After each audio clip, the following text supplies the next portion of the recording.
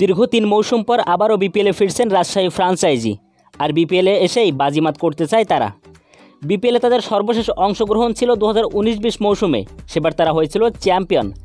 ৩ মৌসুম পর ফিরে আবারও চ্যাম্পিয়ন হওয়ার লক্ষ্য তাদের।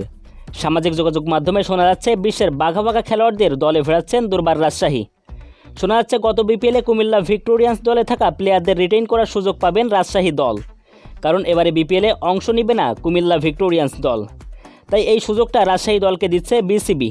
যদি তাই হয় তাহলে অ্যান্দ্রে রাসেল, সুনীল নারিন, মঈন আলী, মোস্তাফিজুর রহমান ও লিটন কুমার দাসের মতো খেলোয়াড়দের দলে ফেরাতে পারবেন রাজশাহী দল।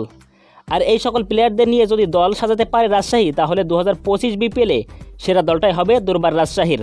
বিপিএলে এর আগে ভিন্ন ভিন্ন 3 মালিকানায় খেলেছেন রাজশাহী দল। প্রথমে দুরন্ত রাজশাহী, এরপর রাজশাহী কিংস ও রাজশাহী রয়্যালস, এই 3 মালিকানায় এর আগে বিপিএলে অংশগ্রহণ করেছে উত্তর অঞ্চলের এই বিভাগটি। তবে ওই 3 ফ্র্যাঞ্চাইজি চেয়ে ভালো দল গঠন করবে ভ্যালেন্টাইন গ্রুপের দুর্বার রাজশাহী, যেটার আশ্বাস দিয়েছেন রাজশাহী দলের সংগঠক ইমতিয়াজ দীপন। তো বন্ধুরা, এই ছিল আজকের ভিডিওটি ভালো লাগলে অবশ্যই একটি লাইক করে দিবেন। আর আপনি বিপিএলে কোন দলকে সাপোর্ট করেন সেটা অবশ্যই আমাকে কমেন্ট বক্সে জানাবেন। আর আপনি যদি আমাদের চ্যানেলে নতুন দর্শক দেখেন তাহলে চ্যানেলটিকে অবশ্যই সাবস্ক্রাইব করে রাখুন। তো দেখা হবে পরবর্তী দিন নতুন কোনো ভিডিওতে। ততক্ষণ পর্যন্ত ভালো থাকুন, সুস্থ থাকুন, আল্লাহ হাফেজ।